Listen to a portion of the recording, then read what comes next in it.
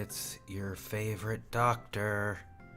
The only doctor that you don't get nervous before you have to see, probably. I turned my gain up today, so I'm gonna try to talk kinda softly. I know I'm usually a loud person, I shout a lot, but, you know, with my new nippers, these ones, I really enjoy the click when I cut pieces from the runners. And I was thinking that it might be nice if you could hear that the way that I do, so I decided to turn my gain up a little bit. Hopefully that won't bite me in the ass, but we'll find out, won't we? But here we are. We have this kit, which just came in the mail about 4 hours ago.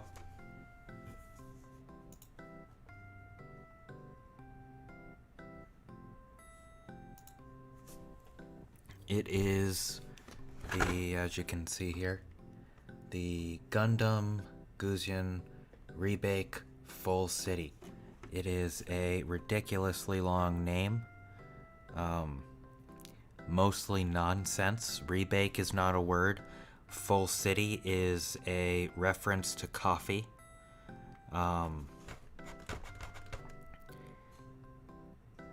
honestly, the theme of this Gundam is very strange. I'll pull out here a little bit so you can see it in its entirety, maybe.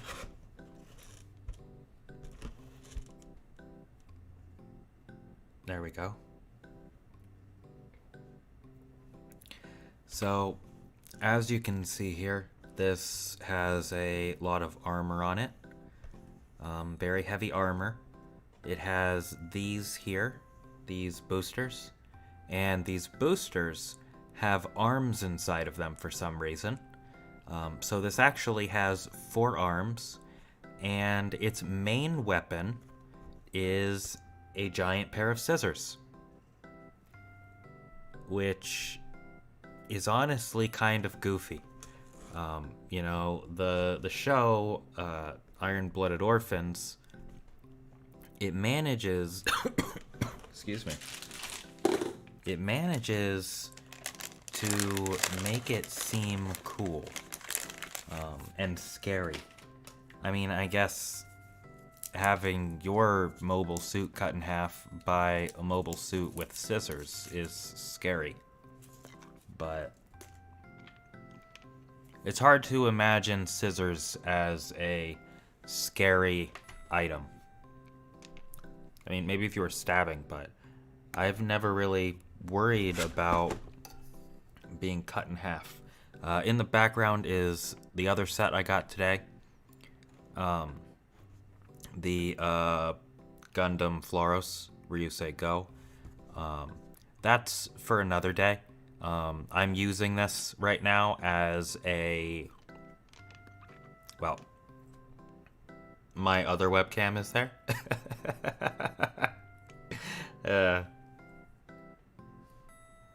Since I have to use 2 webcams for this. One for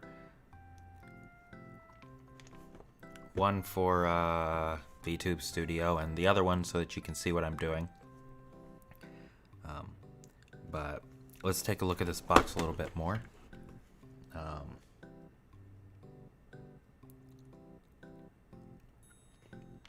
So this box is pretty reflective. I have no idea where this light is coming from. Maybe my ceiling fan light, but why don't we skip the box and move on to the instructions, and we'll take a look at that, and then we'll start, because the instructions should have everything that's on the box. So here we have another image of this mobile suit. This is the box art, and here we have the giant scissors, and here is Akihiro, the pilot of this suit. So this talks about the lore of the suit and of the pilot. And let's see what else we've got in here. So here you can see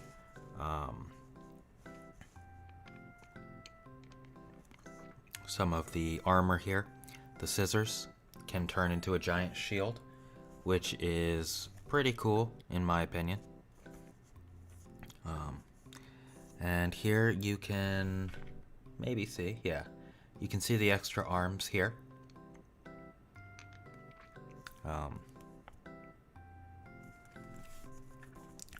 Now, traditionally, this is the third revision of the Gusian suit, and usually it has rifles, but I don't believe that this kit comes with the rifles. I believe this kit only comes with the scissors for the armament. But that's okay, I have plenty of light rifles lying around. In fact, I have a box. I don't vote. That's just I've had this since I was a kid, and I used to vote. See, it says here, kids vote too. Oh yeah, am I rocking that ASMR? So in here I have this cool axe, but what's really in here is a bunch of like rifles and stuff like that. So I do have weapons for this. Once this one's built, I don't know if it's going to stay built. I like these arms very much, and I may use them for a kit bash at some point. But we're going to do our best to build it and see what we come up with. So I'm going to change my my approach to this today. You know, usually what I do is I cut out the pieces and I sand them down, and as we're going, so you know, I go through. But today what I'm gonna do is I'm going to take this here and there's a little piece in here. I'll put that back over here where it goes. I was building things earlier today, so there's still a little bit in there. But that's okay. Basically, I'm going to put, for example,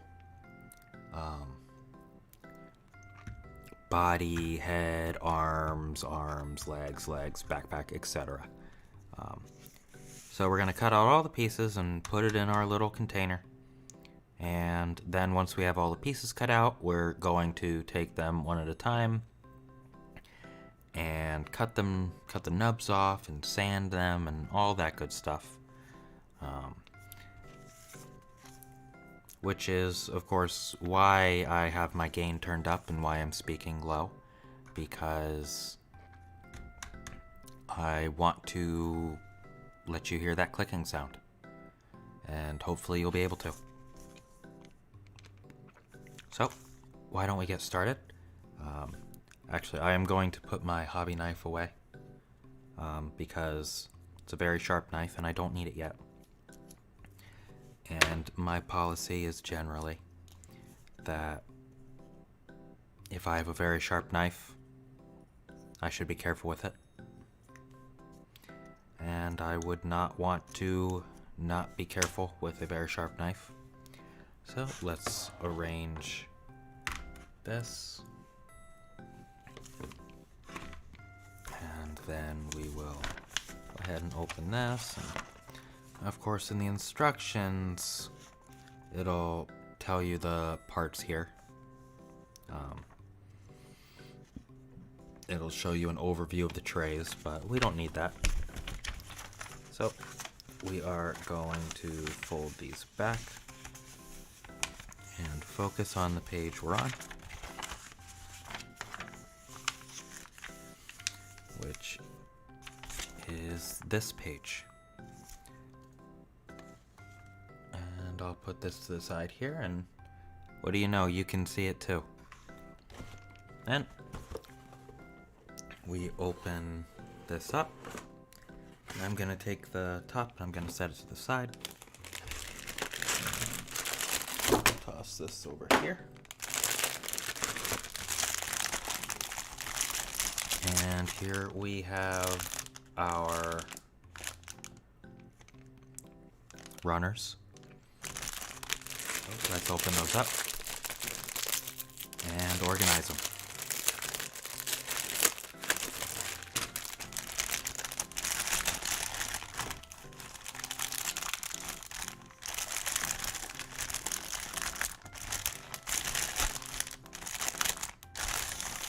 There's those runners. Now, there seem to be a lot of stickers with this kit, which is a little disappointing, but that's okay. As we go, we'll see if I want to add those stickers, and if not, I may just paint this. I am getting an airbrush in not too long, in a little bit, so. And take a look at this. We've got some gray over here, white. Welcome. We've got this nice tan color and some safety looking orange. And this is tray B. So we'll set this aside for when we need it. And here we have more of this tan colored. And this is tray C, so we'll set it here. No, the shininess was not particularly helpful.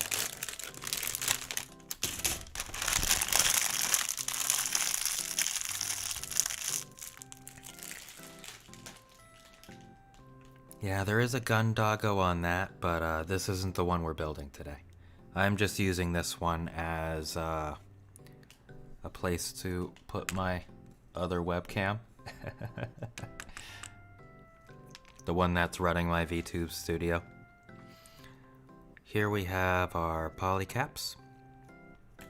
I don't know if I've explained polycaps before, but why isn't that focusing?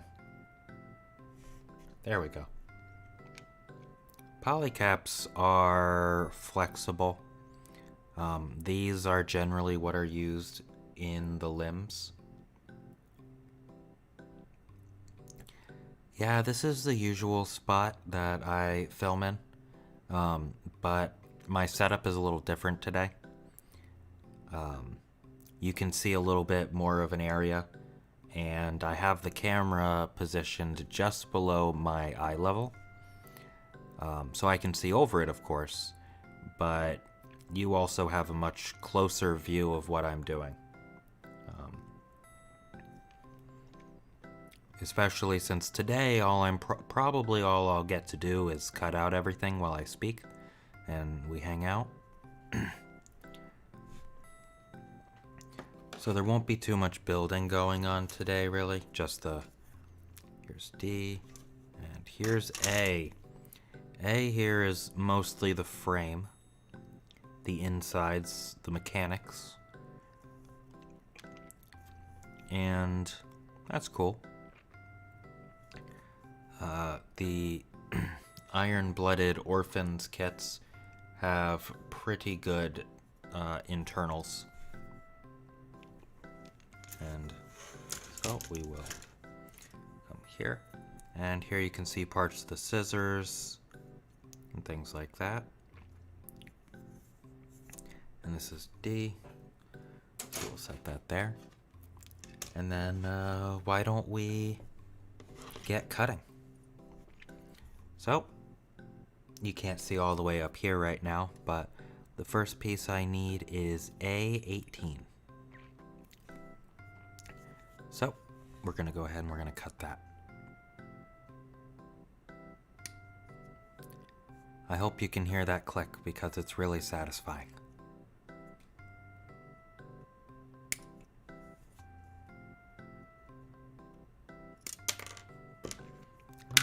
Set that in there. Next up, we need polycap PC2. One of the nice things about polycaps is that usually you can just kind of twist them out, but sometimes you can't. There we go. Because the polycaps are made of a very flexible, it's almost a rubber-like plastic. The reason you can't pull out the normal pieces like this is because if you stress it, the color will change and it'll break, whereas the polycaps bend. Next up, we need a 17.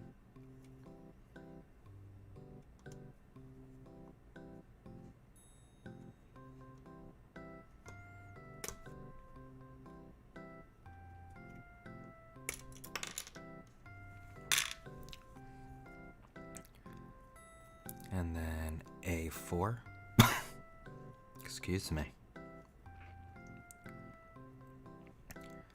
Here's 4.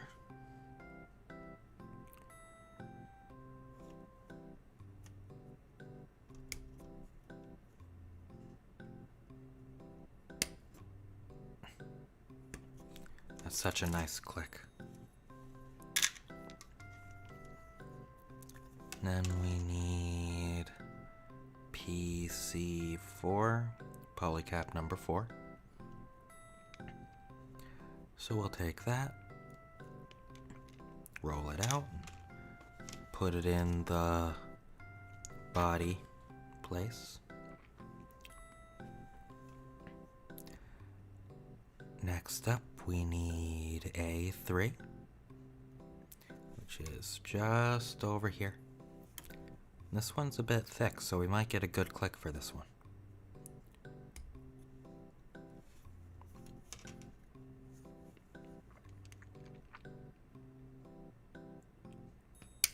Ooh, that was a nice one, wasn't it? And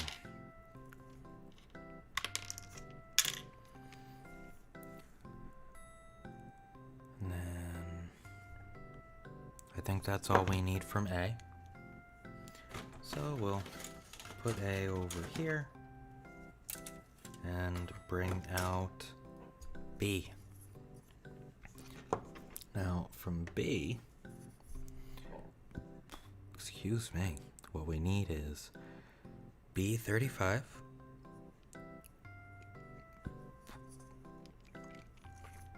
which is here, and we need 36, which is here. Ooh, yeah.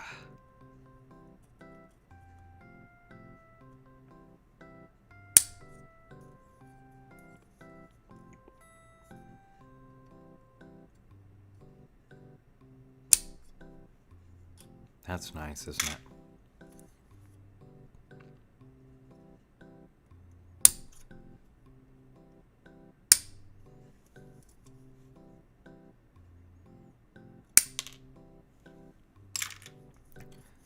Someday when I have an ASMR mic, I think this will be a lot better.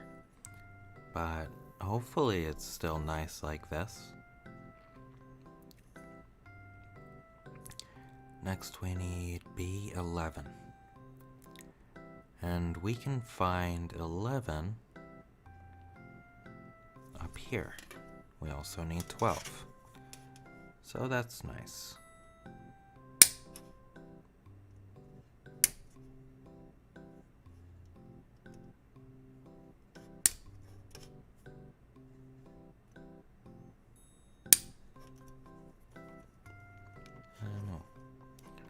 Pull that out and put it in here. Looks like we need to get this one. There we go. You can see that I'm leaving more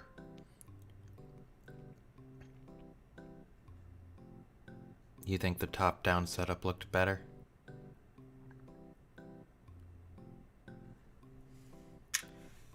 I can always just raise this up a bit and bring it down a bit, move it over a bit. And my current setup, I have a lot of control over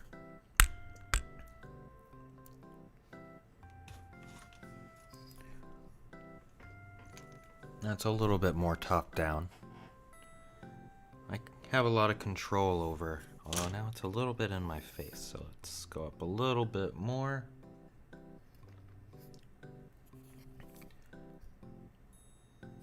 And tighten that. Bring this down.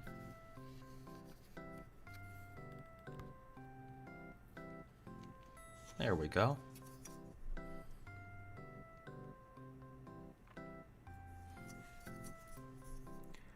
Next we need PC1,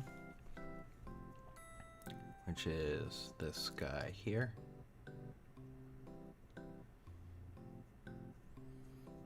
Hello, LV. I hope you're having a good day. Let's see. Next we'll start with the head. So we need 37. And 37, well, here's 39, 34, 45, 37 is down here. This one looks like it's gonna be really nice. Don't want to cut it too close. Ooh, yeah.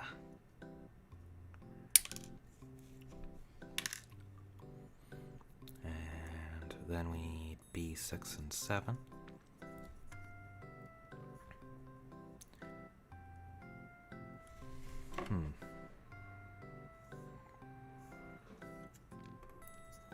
So we're using 6 and 7, but it looks like 4 and 5 here might be pieces for the usual head.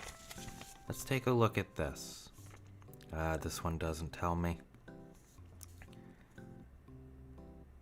Oh, it does. You'll notice that there are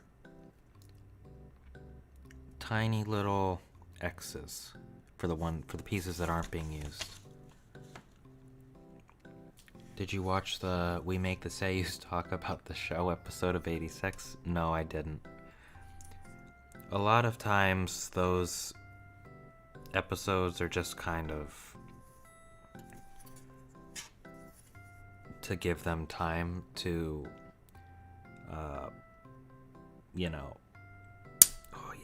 get more episodes out, and I end up not watching them. They're not exactly spares.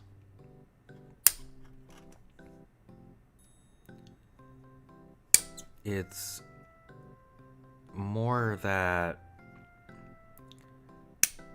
Oh, that one flying.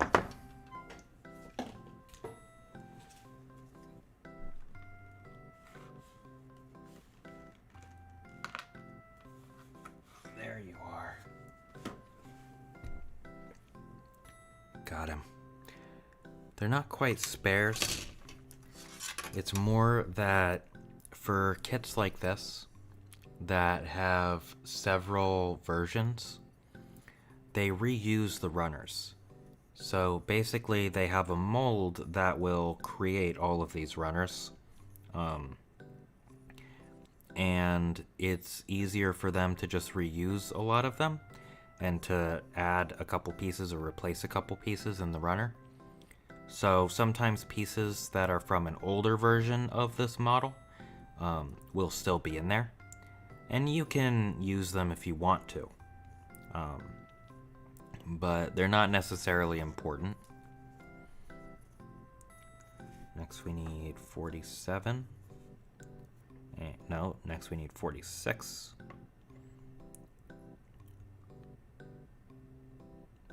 And 48.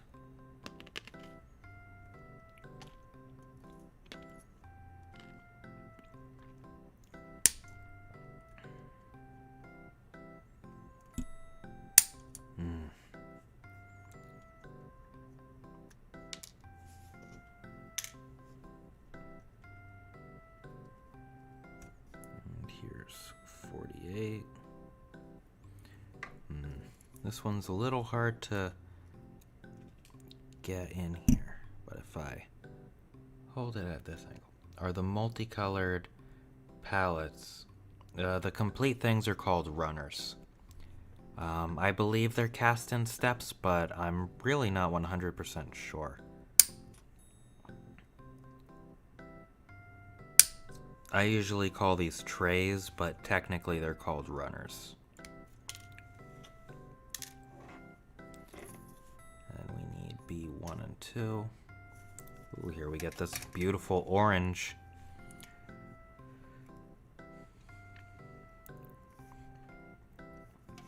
I really like this color orange. When I start painting soon, I want to paint a kit in this color orange. Hi Kanagi. Today, we are building, there's the, oh, why don't I just show from the instructions, that'll be easier. We are building this guy. The Gundam Gusion Rebake Full City from Iron-Blooded Orphans. Yeah, I want to paint a mech like a traffic worker, basically. Once I get my airbrush and teach myself to paint, I'm going to, because I've never painted with an airbrush before. So, after I teach myself and I'm feeling somewhat competent with it, there's a couple different things I want to paint.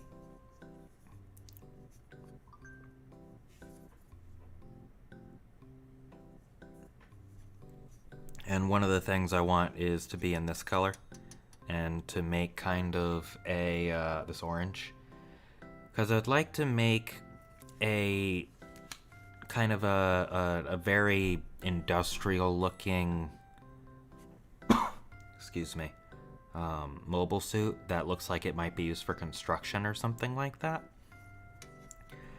As much as I love mobile suits for war, you know, I'm really interested in civilian sector mobile suits as well. Let's see. 8 is here. So when I do that one, a lot of it will probably be a kit bash. Unless I can find a non-Gundam that I like for it. Let's see. Head and head sight mode. Oh, I see. This is for a different head. The Gusion Rebake Full City has a different version. And in the show, let's see if there's a picture of it. So, usually the head is kind of like that. It's kind of hard to see, I guess. But there's a plate that comes down in the show to activate sight mode, where it focuses better, so it's better for shooting things. So that's what this is for. So, and that one looks like it has a lot of stickers. 1, 2, 3, 4, 5, 6 stickers. That's kind of crazy. But, I will probably just go with the normal head, and then later I might make the sight mode head. but I think more likely I'll probably use the sight mode head for something else later. So I'm going to skip that step because, well, let me take a look at this. 1, 2, 3, 4, 7, 8, 9, 10, 12. Well, yeah, I'll skip it for now. Are there markings where you're supposed to cut the parts out? Not exactly. Let's see if I can get a good shot of this. This is what a runner looks like. So let's hold it like that so I can show you better. So here you'll notice that the runner is connected with these parts, and if you look closely you'll see that it gets sort of skinnier towards the part. When you're cutting out the part, like here for example, you can see it better. When you're cutting out the part, you want to cut at this skinnier part, but you don't want to cut it too close to the actual part because doing so can stress the plastic, and stressing the plastic is something that you can fix with plastic cement and a lot of sanding. Excuse me again. But generally you want to cut away and then use the hobby knife in order to kind of denub it, as I usually say. And then once you denub it, you want to sand it down. Of course, it really depends on what you're going for. If you're going to paint something, you really want to do a very good job of sanding something. But for example, I built this guy this week. This is the 30-minute missions Alto white version. It's a very simple suit, very simple kit. Honestly, I am pretty satisfied with the articulation, but the joints are not very well made. But I think these would be good suits for beginners. That said, you may notice here, for example, in between this seam line, you can see a part where I didn't cut the nub very well. I didn't sand it down, and that's because I built this suit for, I built this kit because it's a very cheap kit, and I'm planning on painting it as practice for painting. So I don't really have any expectations that this is going to look like a good suit when I'm done with it. So I didn't worry about the nubs all that much. I didn't really sand them down like I would with a suit that I'm really interested in building. Like this one I'm going to use for some kit bashes and some painting, so I'll sand down a lot of it pretty well. But this one, not so well. I was also using it to test out this backpack here. And the backpack is sanded down pretty well. The backpack is what we call a radome. So this is kind of like a surveillance pack filled with radar equipment and surveillance equipment. But that's mostly what this suit is here for.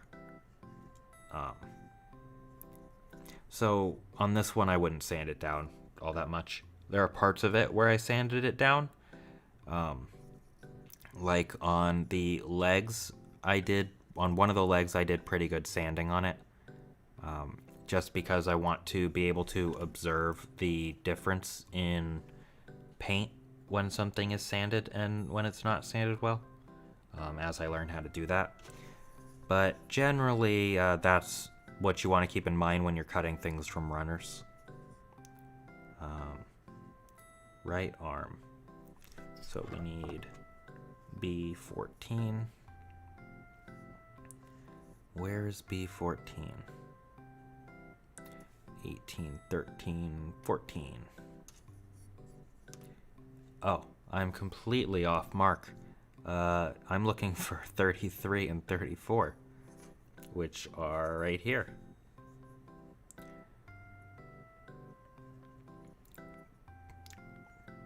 So here you'll see that I'm going to cut it close, but not too close. And that's why there's a good click. If I cut it too close, then generally that means there's not a great click. Of course, I can fix it, usually if I stress the plastic a little bit, but I try not to.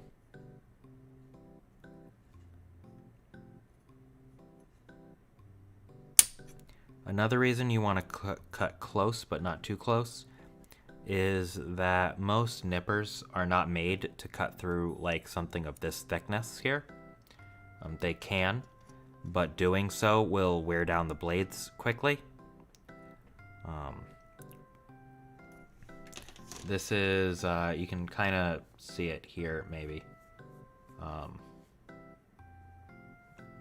Maybe if I put my hand here, so yeah. This is a Tamiya nipper, so it's decent quality, but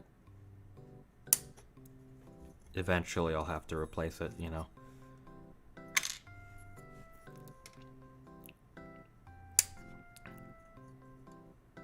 But I haven't really done too much sanding in my past streams. Oops. Another one went flying. I didn't quite see where that one went. But there's only so many places it could go. I hope. Oh, I'm knocking everything down now. Let's see. Where did you go?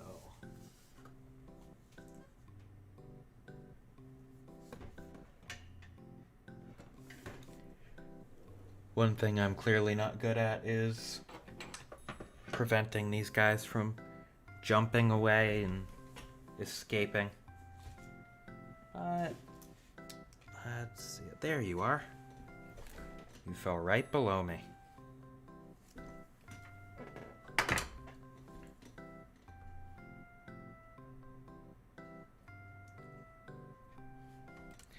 So, here's that guy.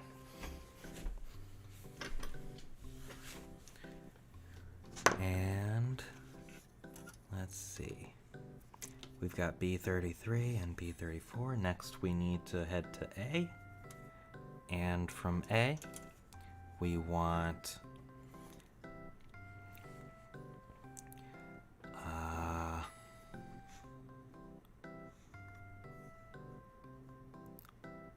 A34. Right now we're taking out the pieces for the right arm. So far we've done, you might want to clean the lens or something. There's some glare. Is there glare?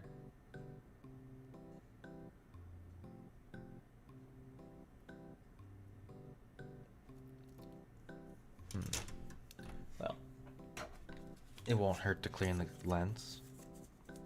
It may just be poor positioning of my light. Let's see what we can do about that. Excuse me for a moment.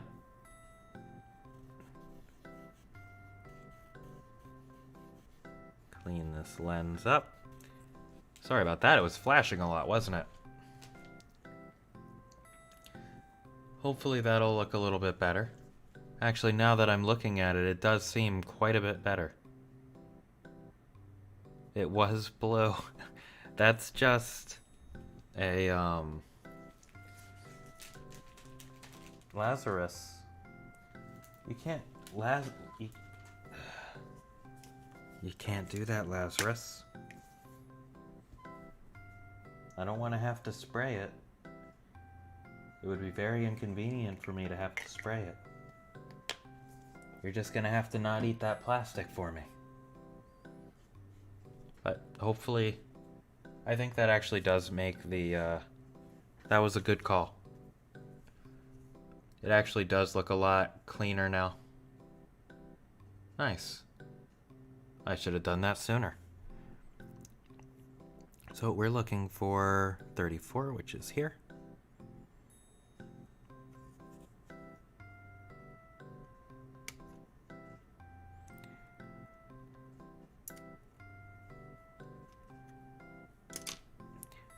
The type of plastic also differs with each tray. You'll notice that when I just snipped on the A tray, the clicking was not quite as satisfying. I think I'm gonna change the font on, or change the color on my chat box, because it's a little hard to see, isn't it?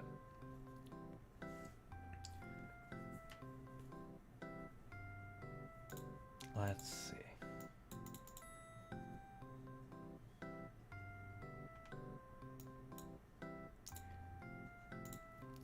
That's font settings.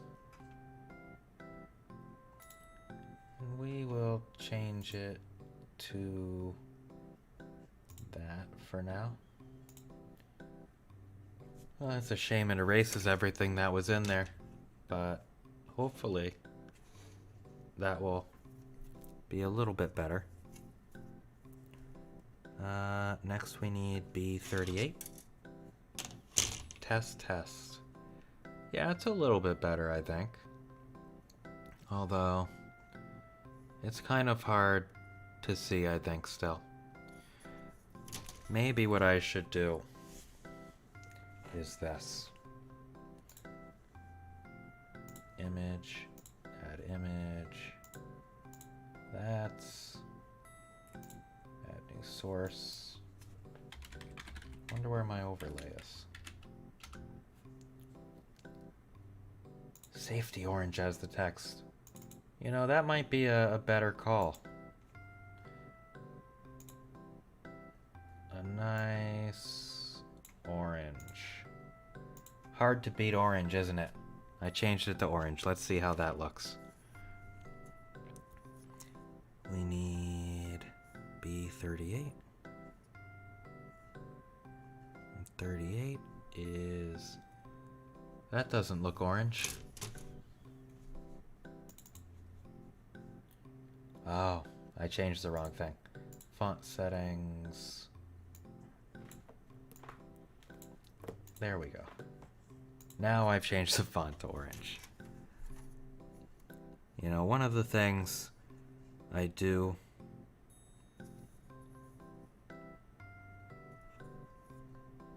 Good work. Yeah, okay. Yeah, that does look a lot better, I think. Although it's a little...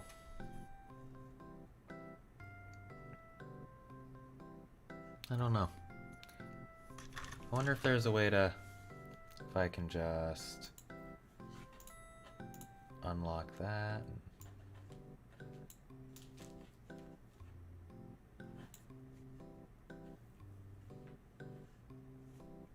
Yeah, it's... I'm just going to fix it like this. Image... Lazarus, stop.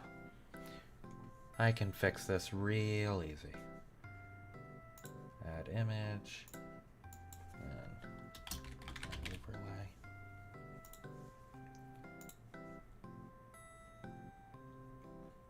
Do, do, do, do, do, do, do, do, do.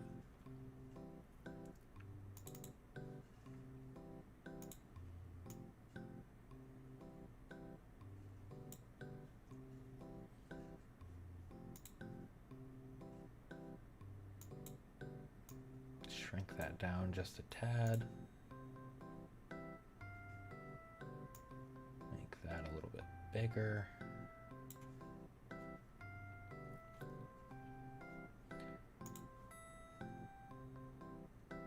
And put you here. And we'll just fix the width.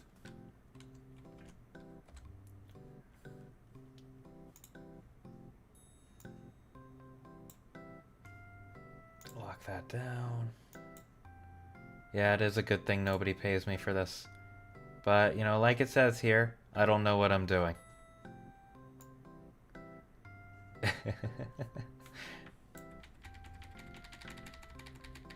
Perfect. No problems whatsoever. Everything should be solved now. Maybe someday someone will be crazy enough to pay me for this, but I'm just doing it for fun. It's like a hobby. Improving is the important part, you are so right. Also, I like that the name now matches my background a bit. That's good. So I need 38.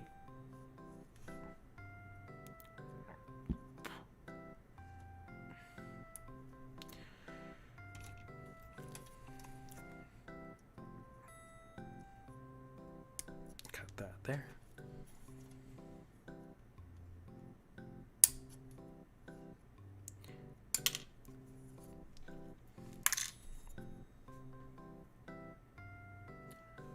You can't really see it very well on the camera, but I burned myself pretty badly this morning.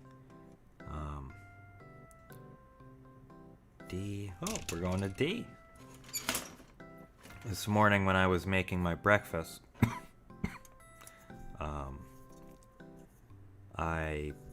I was making salmon for breakfast, and some of the oil, a lot of the oil jumped out of the pan at me and burned me in a couple spots. And one of the spots was actually burned bad enough that it gave me a blister. But surprisingly, it doesn't hurt. It's just not pretty to look at. You know, even if I touch it, it doesn't hurt. And it's actually healed quite a bit in only maybe 10 hours. Big parts in D. That's right. We like the big parts, don't we? Some of these are for the feet, it looks like. Let's see. Put you back over here. We haven't needed anything from C yet, but C has quite a few pieces. Although it looks like it's mostly external armor. So, well, leg armor. Let's see, what else do we have here? We need a 36, which is this guy here.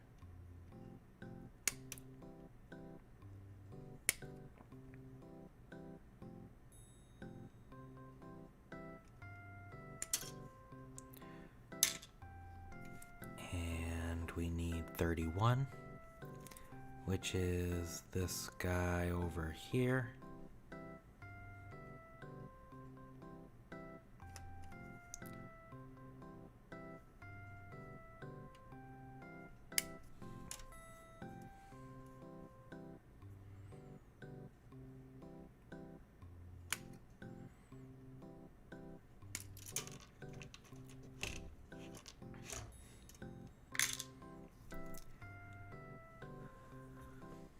And then we need B16.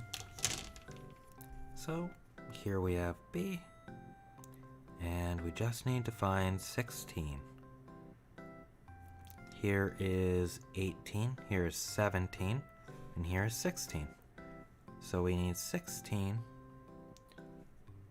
You think OSHA would require eye protection if I was doing this a lot?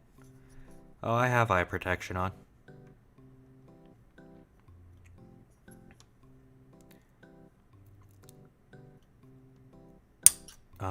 My glasses are OSHA compliant for eye protection. I can even use my glasses as eye protection at the shooting range and stuff. So Zen, okay.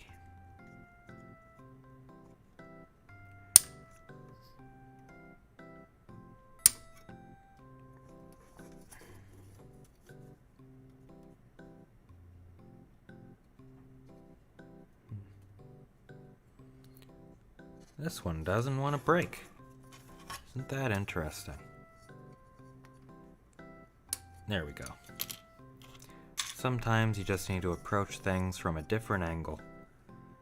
B45.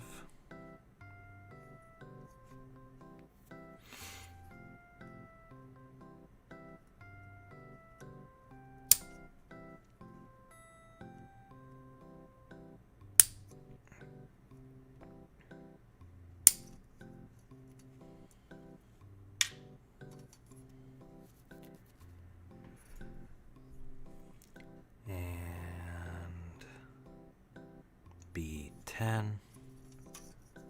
One of these cool armors.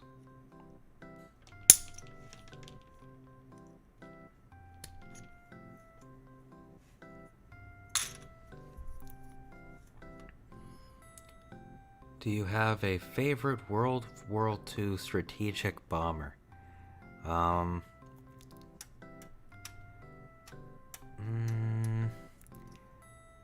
You know, I really don't.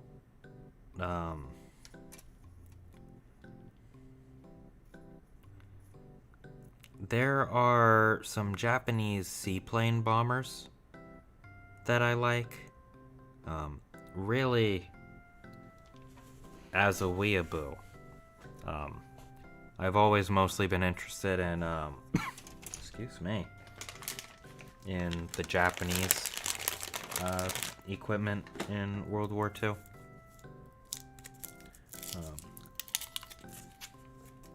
I have like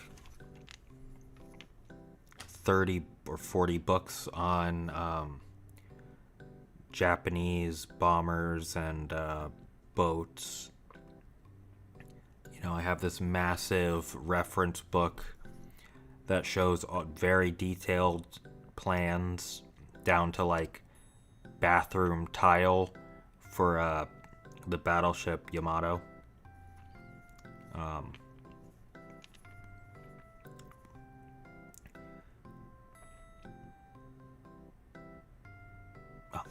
Next I need something from D. I need D2.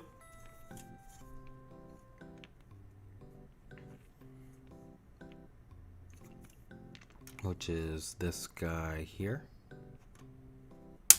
Ooh, that's a good click. Where did that go?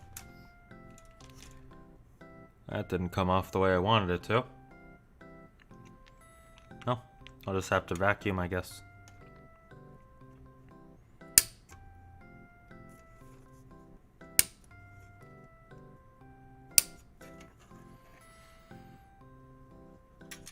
The arms have quite a few pieces compared to the other parts of the body so far, huh? D7.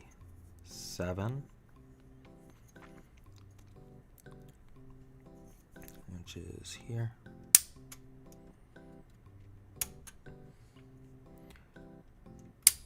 Are you able to hear the clicking very well?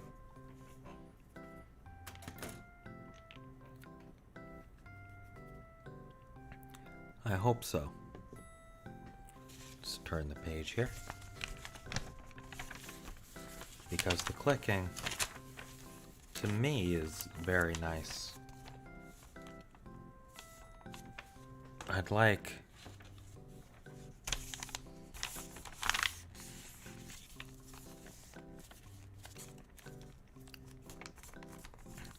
to do this with an ASMR mic sometime, but I was planning on buying an ASMR mic sometime this month, but not loud enough.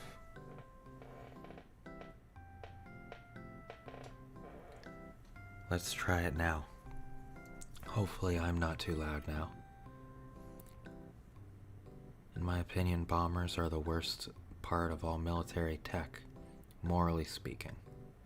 I think that's probably true. But I think it depends on the context. You know, in many, like, seaplane bombers and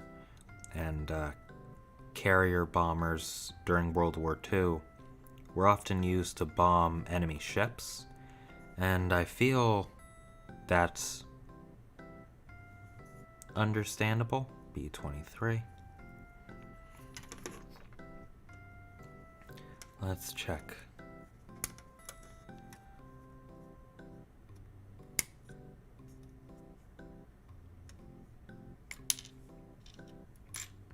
And then B-29. 30-29. Alright, how's this clicking now?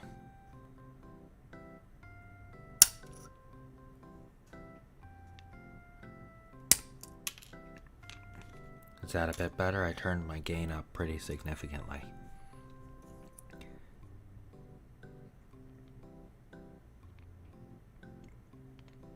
Yeah, dive bombers were used against cities and raids, which definitely is bad. Generally speaking, I am against bombing places with civilians.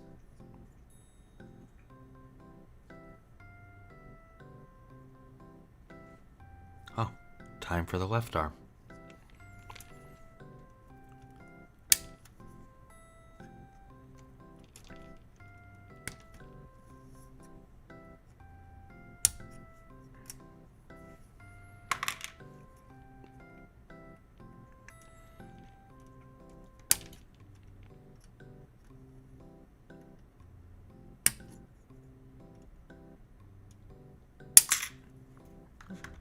That one went flying too.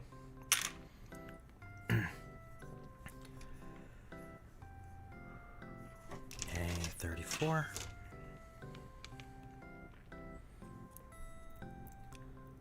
Up here. There's not very good clicking from A.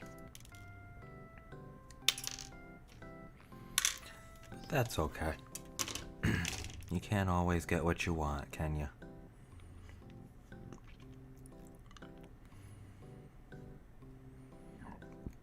Excuse me. Next we want B-38. Nice shot, wrong target.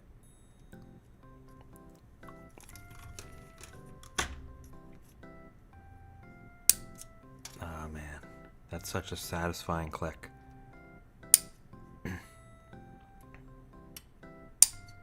You know, and I can hear the clicking through my headphones, which is nice. I very much like that. Let's see. D11.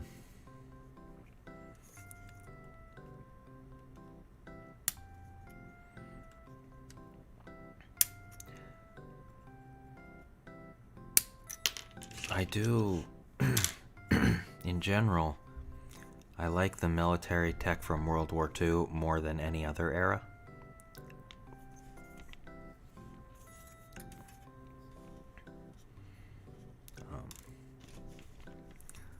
military tech back then, it was like this perfect level of mostly being there for function. And today there's so much aesthetics that go into it that I don't really like. For example, the US has some newer destroyers that are just some of the ugliest things I've ever seen in my life.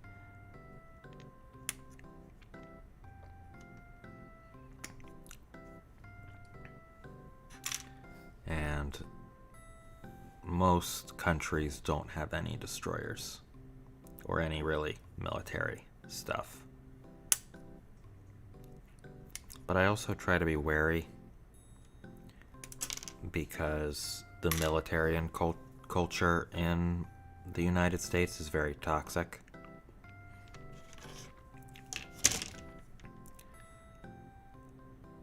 $14 and $15. Very, very toxic.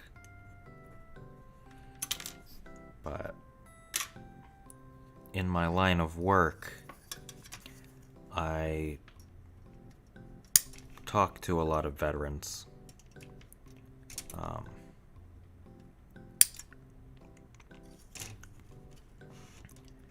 Which has influenced my distaste quite a bit.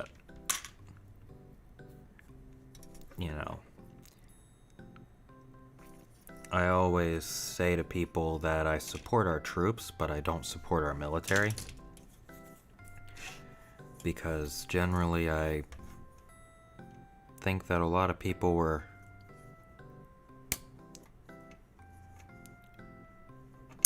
pretty much bamboozled into joining, or pressured into joining, or joined because of family legacy. And I think that oftentimes people don't know what they're getting into when they're doing stuff like that. In fact, nearly every veteran I've worked with has told me that they weren't trained to deal with whatever situations they found themselves in.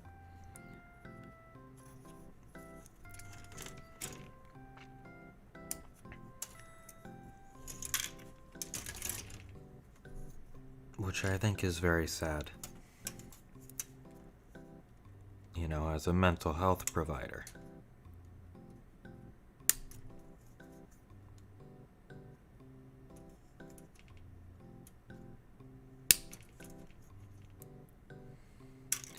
It's hard for me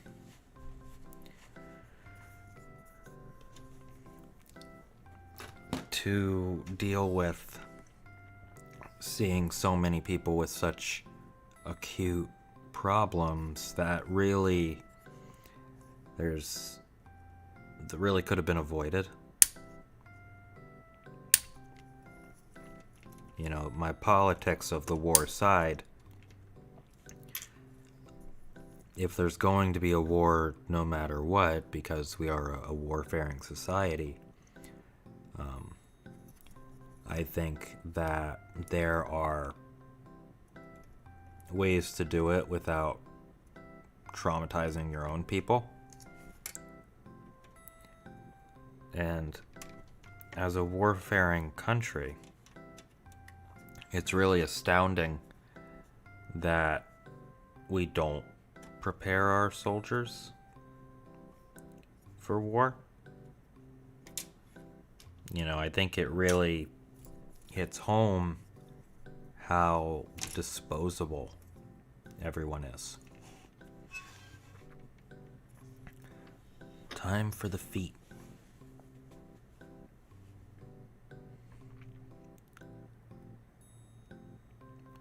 I don't like when people are disposable.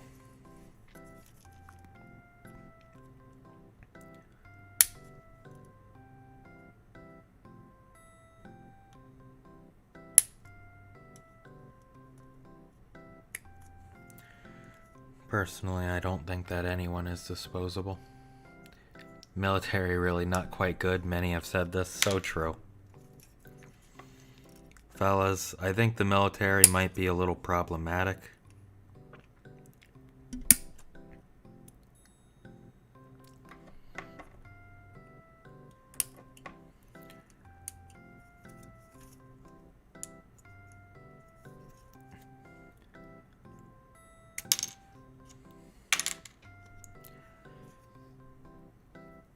Gatchaman crowds,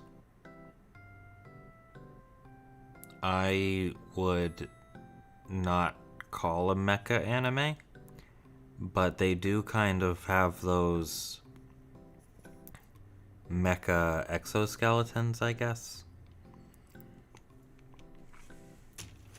Ooh, we're finally pulling something out of C. C8.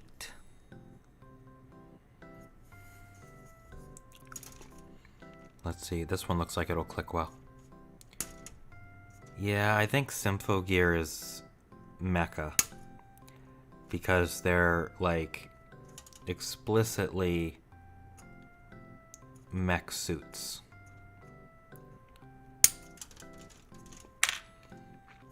But I guess by that standard you could say that Gatchaman Crowds is mecha. But at the same time, Gatchaman Crowds isn't about the suits that they wear.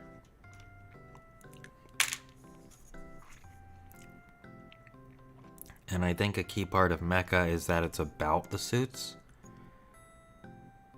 But at the same time, you know, if by that argument you could say that Code Geass isn't a mecha anime, and it is. Maybe the key determining factor as to whether it's mecha or not is whether they're selling toys.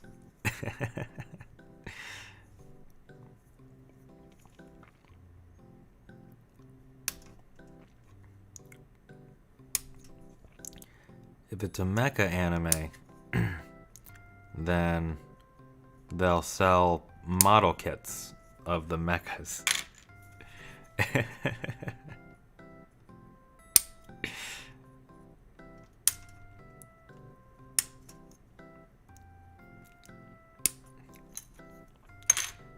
Which is, I think, part of the reason that Japanese tokusatsu series and films are generally thrown in with mecha genre.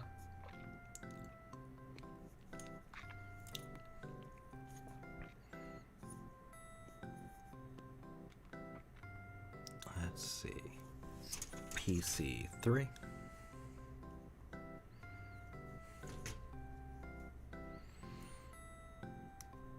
You know, when Kamen Rider has toys and Super Sentai has toys, and most anime doesn't have toys. You don't really get toys unless you're mecha or tokusatsu. Or Pokemon, I guess, or something like that, but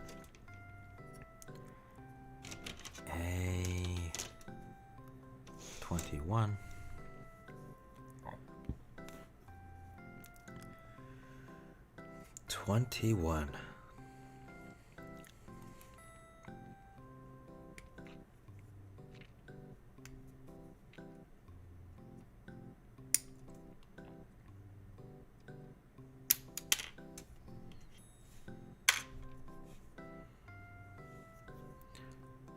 You get toys if you're a gacha anime. That's true.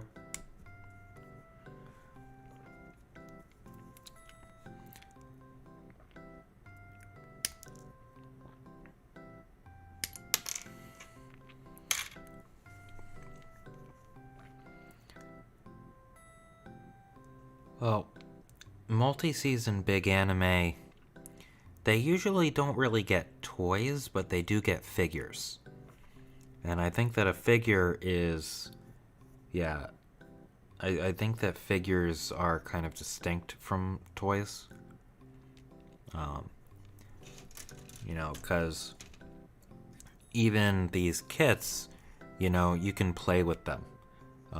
You know, I can change their poses, and I can have this guy kick, you know.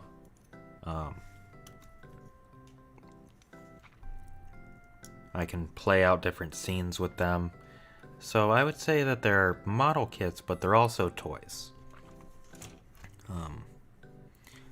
A Figma is like a toy.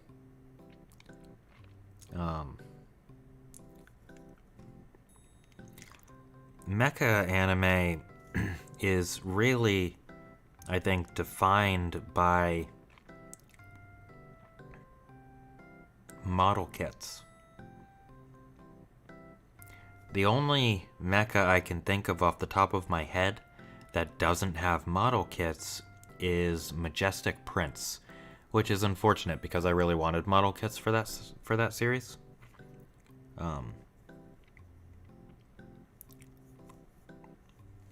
But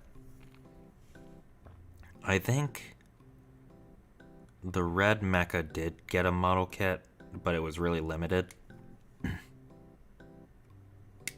But it's the only mecha I can think of that didn't really get toys. You know, Code Geass got toys. Well,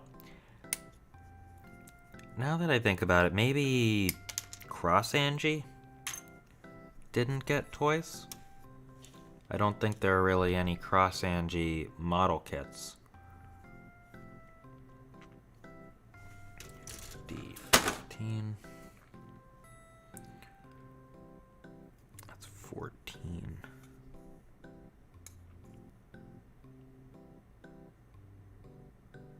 Where's 15?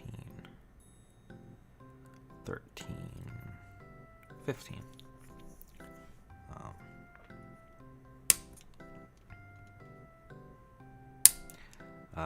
Concrete Revolutio had a mecha in it, but it didn't get a model. But I wouldn't say that Concrete Revolutio was a mecha anime, even though it did have a mecha.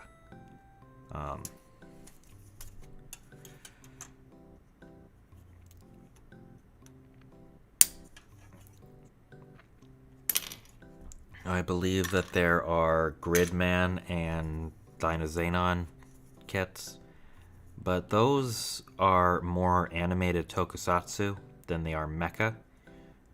But you could also argue that they are mecha, I think. Yeah, I've seen Planet with. You know, Captain Earth. Captain Earth only had one model, I think. It had the Captain Earth model with the Earth engine.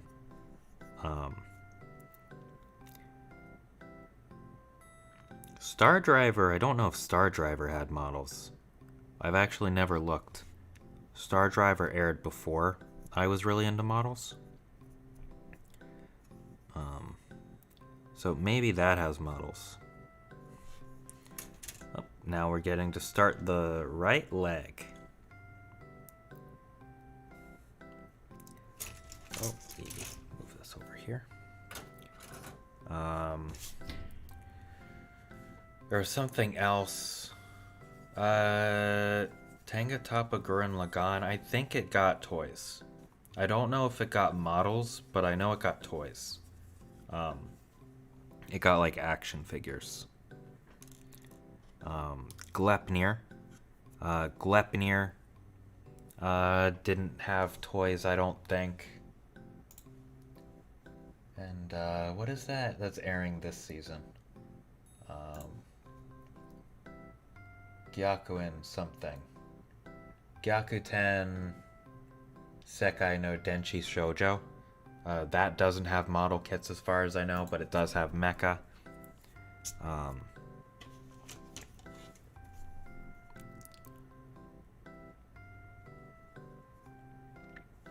Although it may just not have model kits yet. Samurai Flamenco had mecha in it, technically, but it didn't really get merchandise like it should have. Let's see, 6.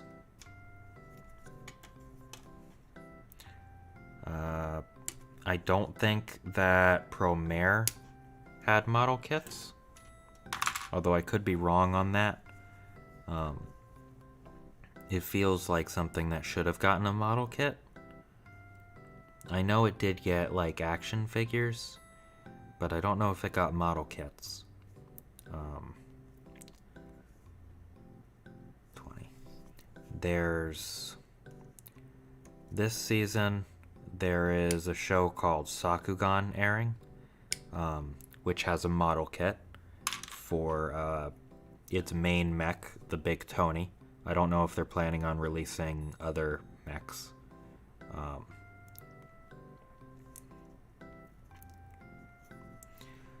Hopefully they will, because, you know, I really like the mech design, but the Big Tony has like a large face that I don't like. So I chickened out of ordering that just because I didn't think I would get a lot out of it. Also, that kit was $50, which is a lot. I mean, it's really not that much. These kits, like this one today that I'm building, is a $15 kit. In Japan, it's more like $10 kit, but bigger kits do tend to cost more.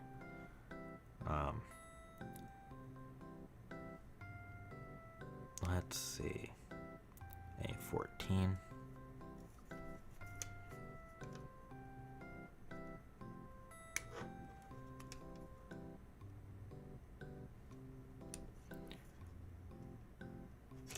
Yeah, these kits are called high-grade kits.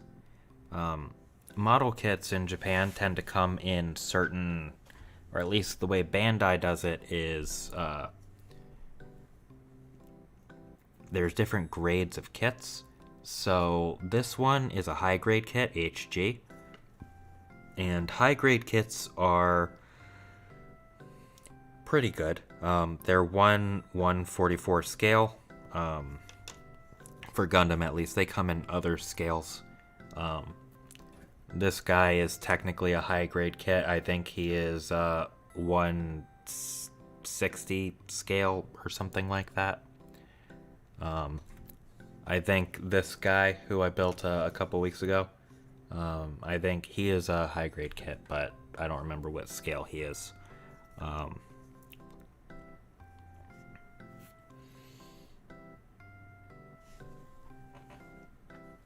This guy that we finished last week is a high-grade kit.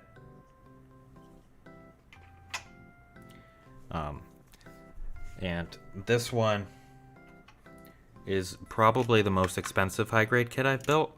This one was $30. But this is a kit with a lot of pieces, which is probably why.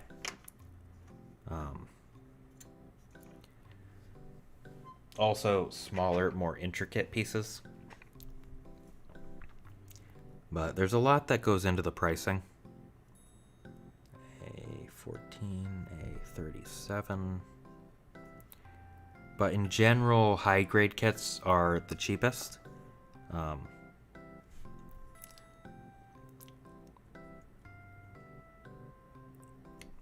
Then there are master grade kits. And master grade kits are usually bigger. They have more detail on them. But there are way fewer high grade master grade kits. Just because they do take a lot more time to actually build.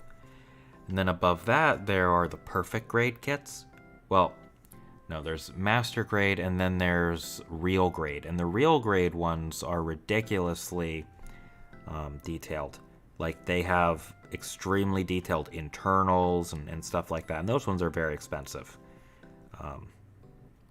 You know, sometimes you're looking at like $60 to $80 for those ones.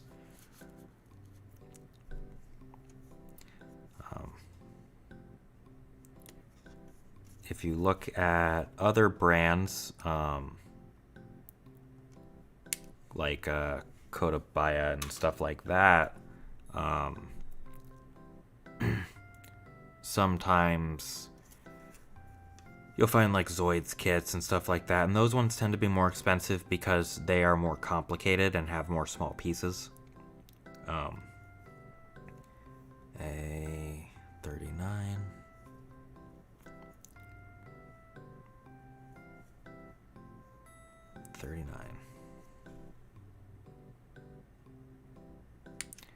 So kits really vary quite a bit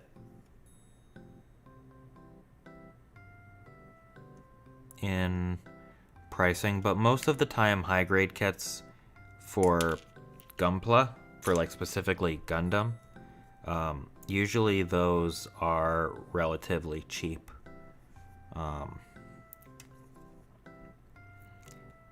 In the United States, they tend to be more expensive because shops are accounting for shipping costs and stuff like that.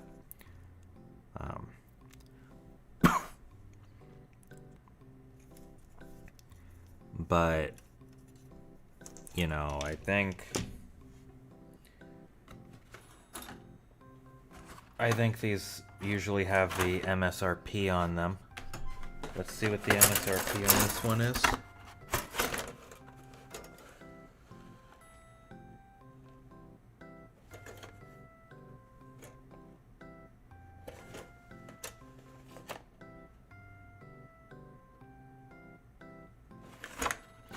That doesn't look like this one does. They put a sticker over it.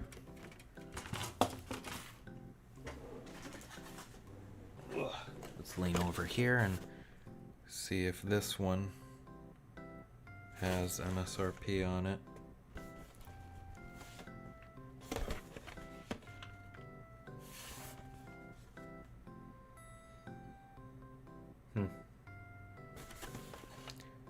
Interesting.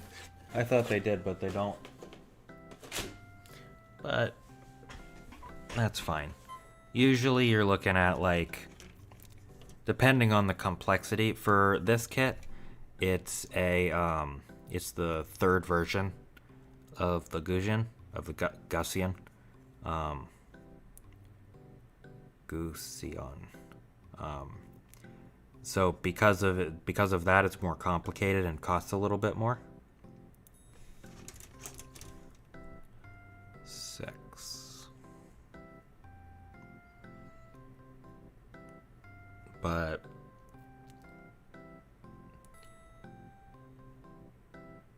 yeah, there's also perfect grade, and then there's full mechanics.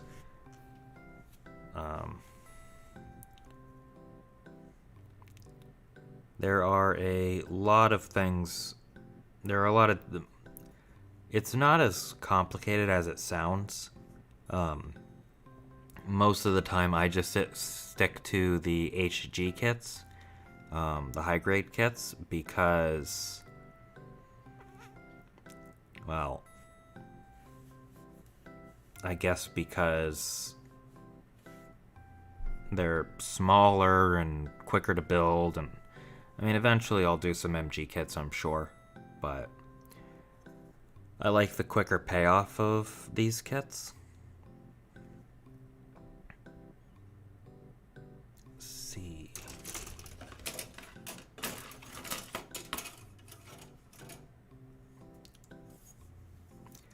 C6.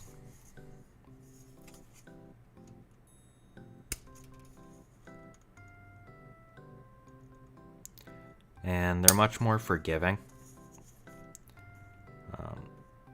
And to be honest, although I know a lot about it, I am not the best modeler right now. I'm still learning and I have a lot of experience to gain. So working on more forgiving kits is better for me right now. But I'm getting better all the time. My technique is always improving, which is the most important part, I think.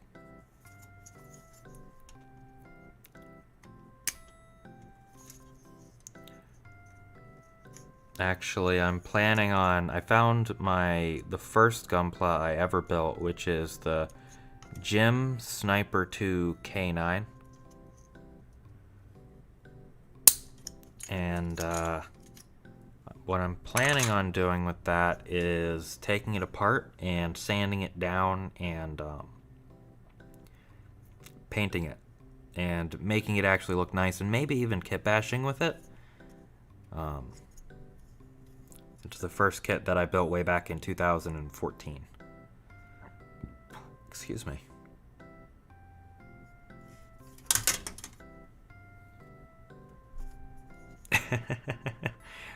Jim is spelled GM.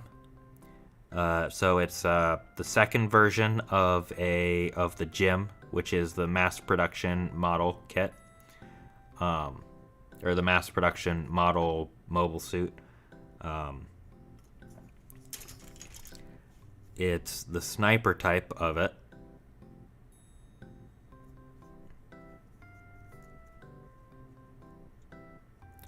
And it's the K9 version. And so the K9, actually I have it right here. The K9 has this this tank on it, and it can turn these thruster looking things turn into legs, and it can kind of become a I guess you could say it can become a tank sort of thing. I don't really like the backpack on it. It's not really my thing. It's a little too flimsy. If I glued it, maybe it would work better. But, see, it's kind of flimsy. But, it was the first kit I got, and I really enjoyed it. And I was thinking it might be nice. But yeah, they do slap English words together. Oh hey, we're done with the right leg. We can move on to the left leg now.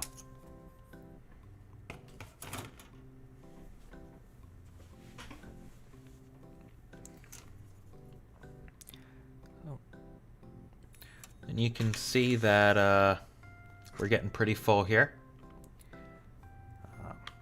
So what I may do is, let's take a look. So we'll have one for the left leg. And then we'll need the waist and the backpack. So that should be fine. Yeah, we'll have just enough room. We'll have just enough room for everything. I think I just got a text message. Let's see.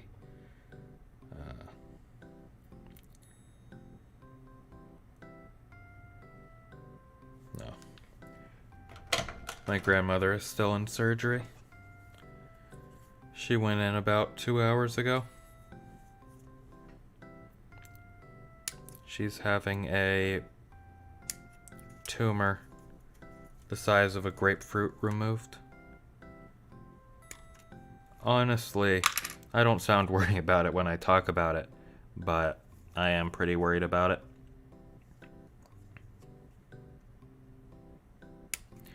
I'm sure she'll be fine. You know, she's at one of the best cancer hospitals in the country. So, I think they'll have it fine, and I forget what type of cancer it is, but it's a type that doesn't metastasize much and generally doesn't come back.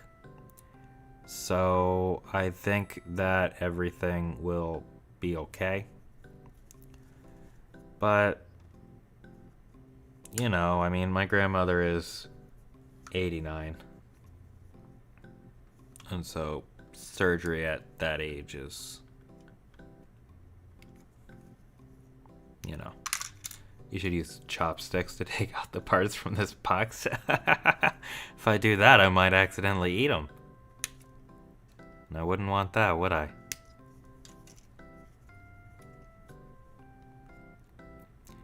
One time, I accidentally swallowed the tip of a needle. That was pretty terrifying.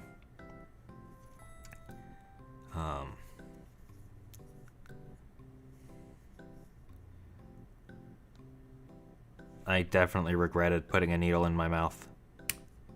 It was like a sewing needle.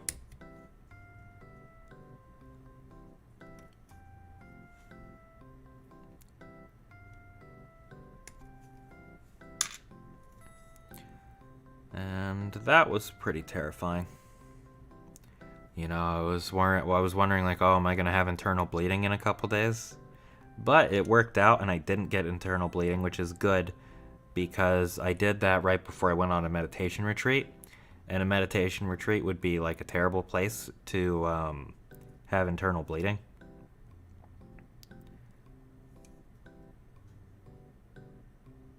I mean, I could have just gone to the hospital, but it totally would have ruined the meditation retreat. And that was the meditation retreat where I was being ordained as a Buddhist. So it totally would have messed up the ceremony and would not have been great. Yeah, thanks. I'm also happy that I didn't get noticeable internal bleeding. When I swallowed it, at first I had like really a lot, I had some anxiety about it, but then I was just kind of like, well, hope I don't die. And I didn't, so that's a win in my book.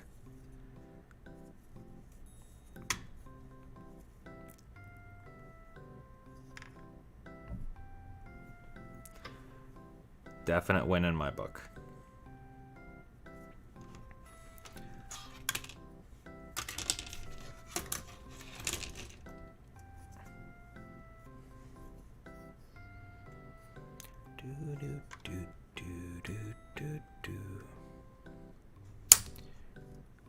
But you know what they say, internal bleeding's not so bad. The blood's supposed to be inside you in the first place, right? Did the needle break? Yeah, it did. So when I was ordained as a Buddhist, I had to sew something called a rakusu. And a rakusu is essentially a miniature version of a kesa, which is part of a robe. I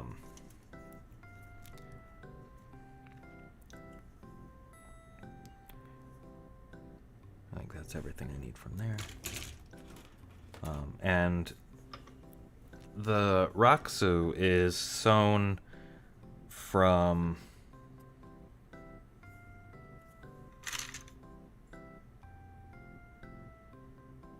this goes there.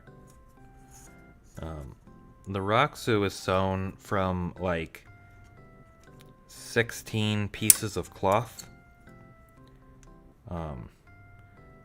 And in parts of it, there's quite a bit of overlap, so it becomes pretty heavy. And you have to sew it by hand. Well, I mean, I'm sure there are people who don't sew it by hand, but generally you're supposed to sew it by hand, and I did because my teacher told me to.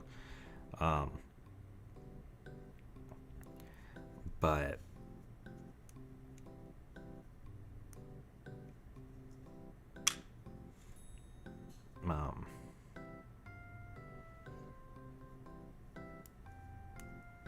I was having trouble getting the needle to go all the way through, so I used my teeth, and I have a really strong jaw. So I was using my teeth, and I bit down so hard that the needle broke, the tip of the needle broke off. And before I realized what had happened, I swallowed it.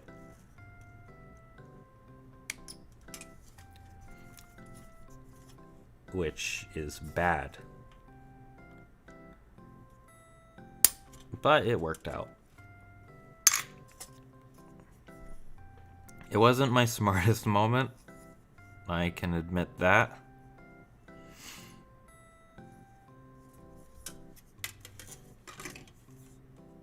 you know, every once in a while, I do something just like ridiculously stupid. So stupid that later I'm like, why would I do that?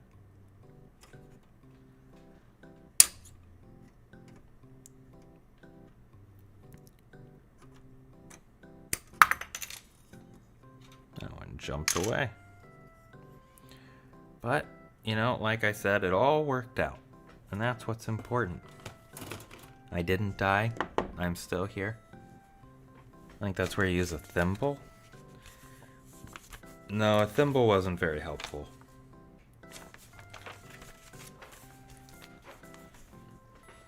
A thimble is good for protecting your thumb. But when the cloth gets really thick, sometimes it can be hard to just even get it through with or without a thimble. But, you know, I learned a valuable lesson. Now we're on to the waist. I learned an extremely valuable lesson from it.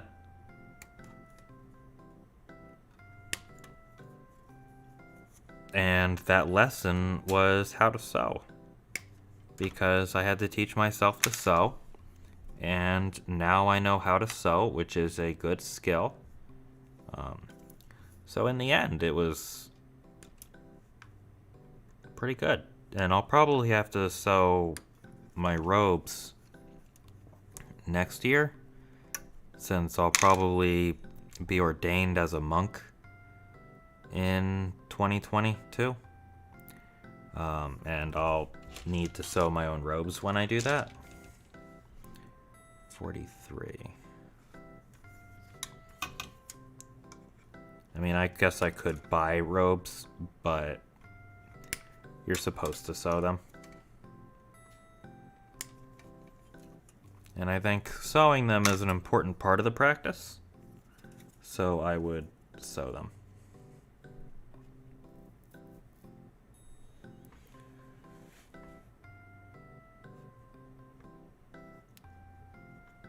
Even though sewing robes is really difficult and time consuming and takes a lot of space.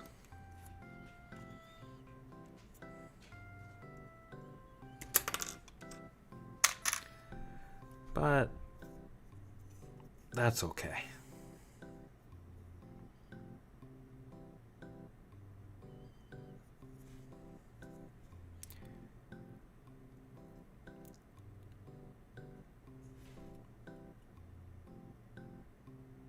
What am I missing?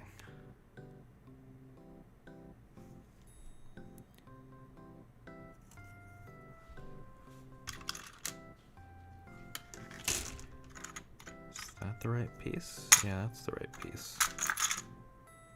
Maybe that's... I think I may have put the wrong piece in somewhere. Here it is. And that one goes there.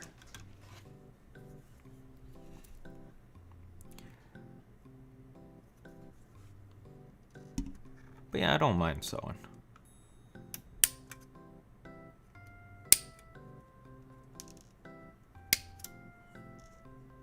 Maybe when I eventually sew my robes, I'll do a sewing stream or something like that.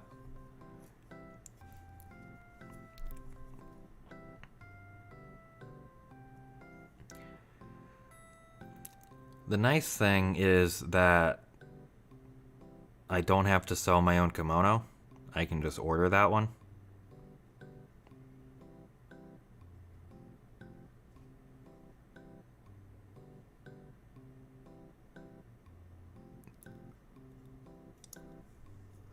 I'm a little tired. B3.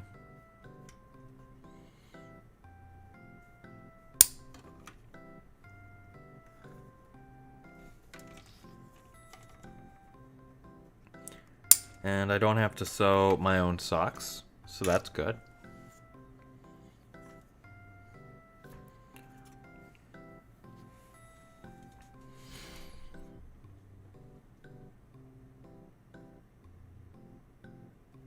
because sewing socks seems much more difficult than sewing a robe. But then I also have to sew my case. But when I eventually make my robes... Lazarus, don't do that. I'm holding sharp objects. When I eventually sew my robes, I'm going to sew pockets into the sleeves so I can store stuff in there. I'm sure my Zen teacher will give me shit about it, but...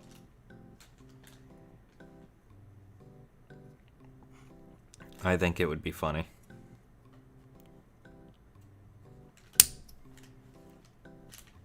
Like, imagine if you were just like...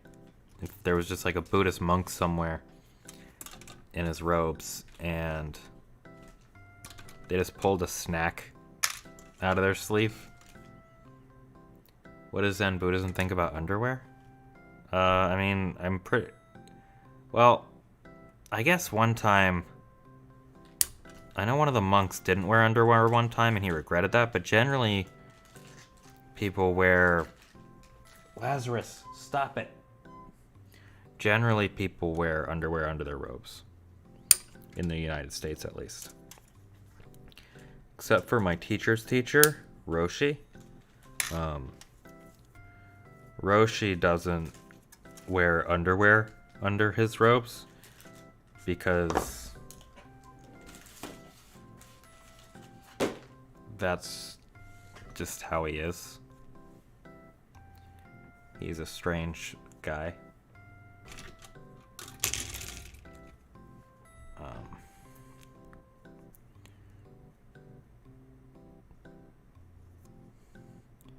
He is almost completely lacking in common sense in a lot of ways. But he's also old and he's had a bunch of strokes, so it's probably fine. I mean, not fine, but the situation is a little different. His brain doesn't work like it used to. That's it. Now we're on to the backpack. And the backpack is the last... Well, I guess... Is the backpack the last thing? I feel like... Yeah, there's one more thing after that, which is the scissor armor.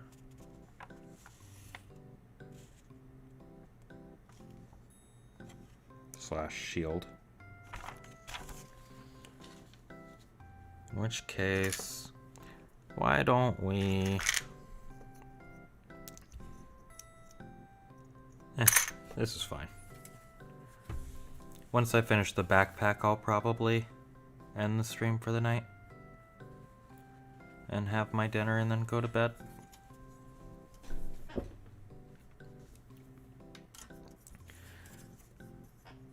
But yeah, I think underwear is common in Zen.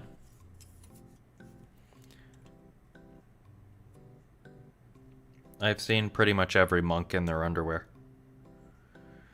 So I know most of them wear underwear. Every monk in our Sangha, at least.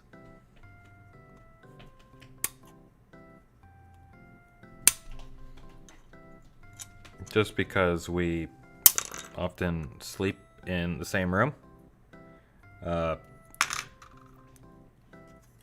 You know, we've seen each other in our undergarments.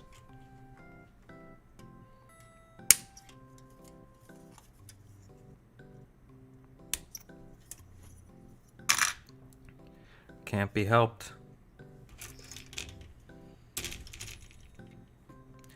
Let's see. We want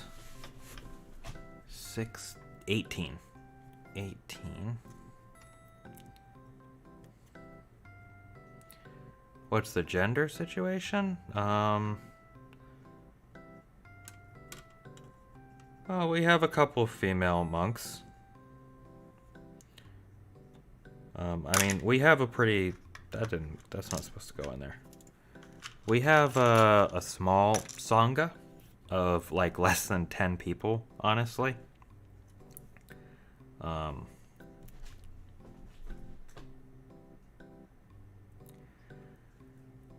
So, I think we have maybe 3 monks who are women.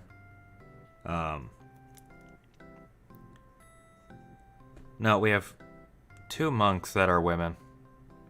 And we really only have 5 monks if you include Sensei, or my teacher.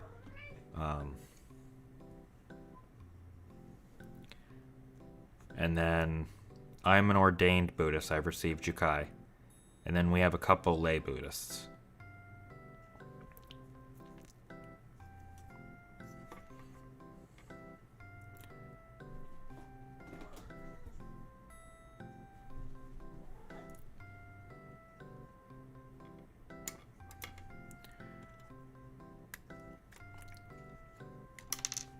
And then there are a couple people who just come and go, and usually they're not there. But every once in a blue moon they'll show up and sit with us, which is always nice. I always try to get more people to come, but I'm not, when people ask me what I do, my answers, I can give them a Zen answer and say nothing, which isn't helpful to them. Or I can give them a helpful, I can give them like an actual answer of what I'm doing. And tell them that we sit and we stare at a wall. And either way, that doesn't sound very appealing to people. And then pretty much everyone, has a pretty serious misunderstanding about meditation. I call it meditation, but that's only for lay people, because if I call it zazen or sitting, people get confused.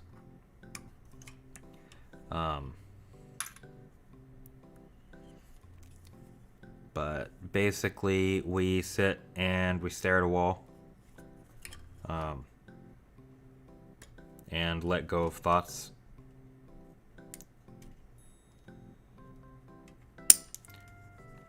So I can't blame anyone for not being interested, because it does not sound interesting.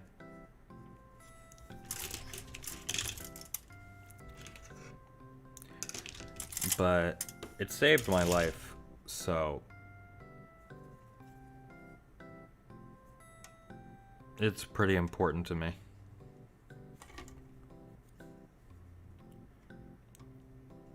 I would not be able to do this today without my practice.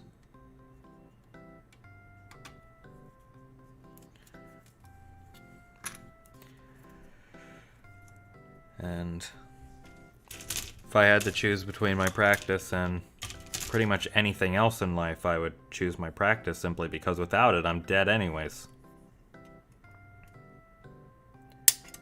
Although I don't think that's very easy for people to understand.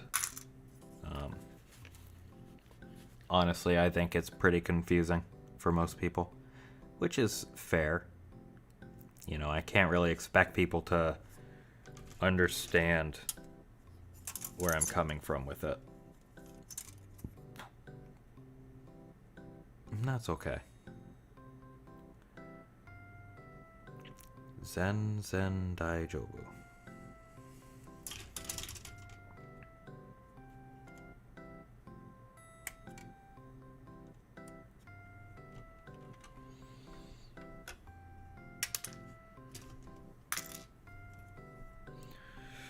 I'm gonna need a bigger one of these. Good thing I ordered a bigger one of these. Maybe I'll put the head in with the body, since there's not too much overlap with what those parts look like. And then that should give me a little bit of extra space.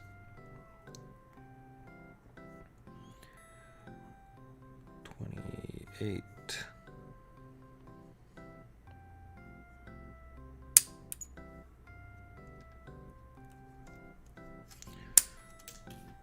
Well, that one flew really far away, and I don't know if I could ever possibly figure out where that one went. Especially considering it's the same color as my carpet.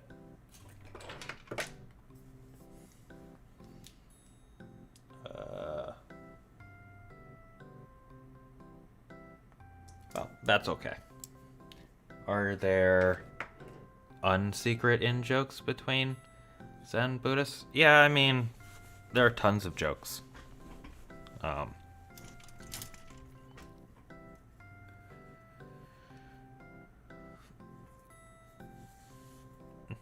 Almost everything in Zen is a joke. But again, that's something that's kind of hard to explain.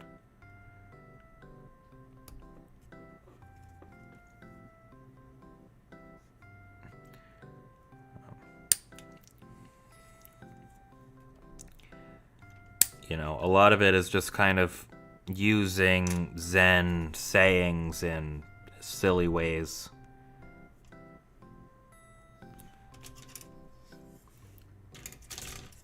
C12.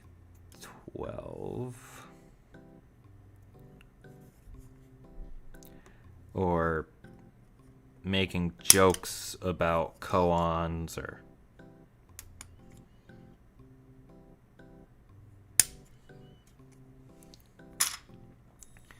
things like those. B17.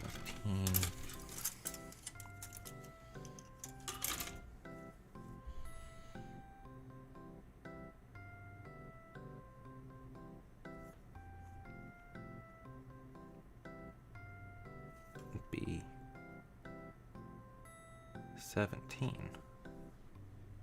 Well, I must have already gotten that one.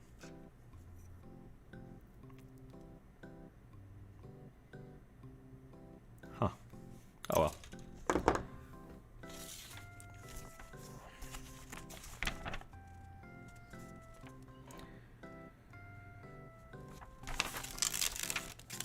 I mean, in a way, Zen is a big joke.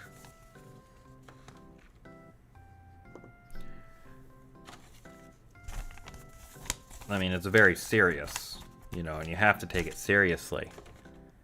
But that doesn't mean you should take it seriously. You have to take it seriously, but you shouldn't take it too seriously, I guess, maybe? It's hard to explain.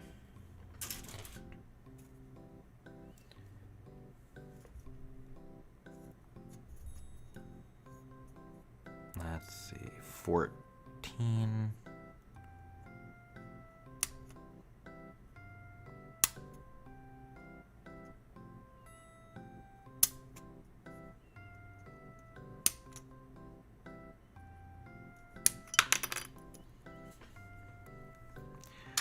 At its core, Zen is about living out the reality of your life. Whatever the hell that means.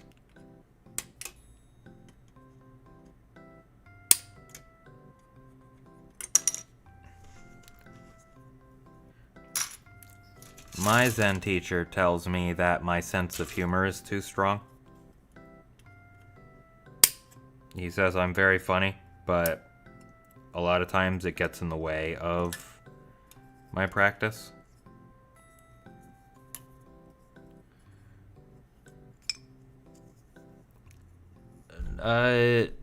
Well, Zen means...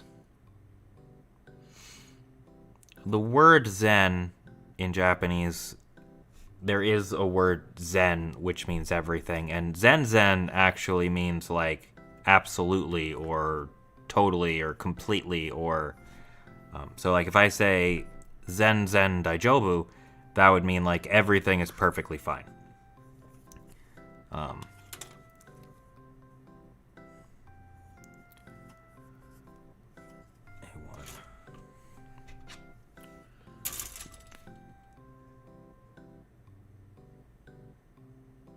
Oh, that's A1.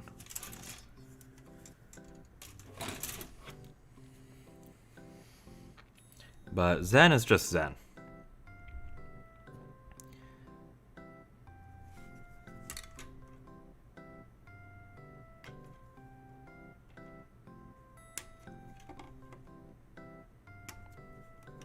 I think if you try to assign meaning to it, then you've already lost track of where you're going.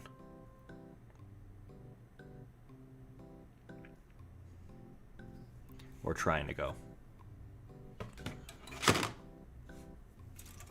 Let's see. Next we need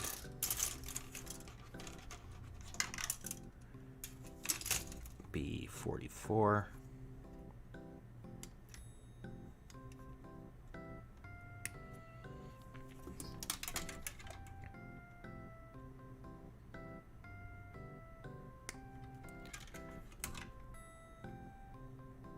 All right, I'm actually about to end the stream in a couple minutes, so thank you for coming. I hope you had fun, and I did too. And hopefully I'll see you next time.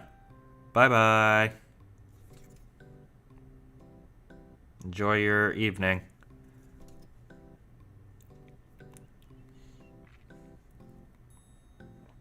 Or night, or whatever time it might be. I don't know.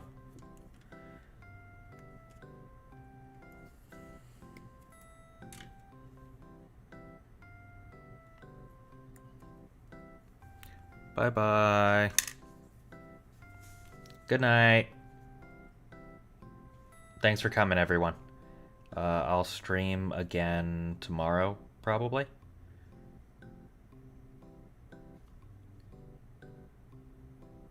And we will see. There was a game I wanted to play tomorrow. What was it? I think it was Visage. Well, I'll figure it out again. Bye-bye.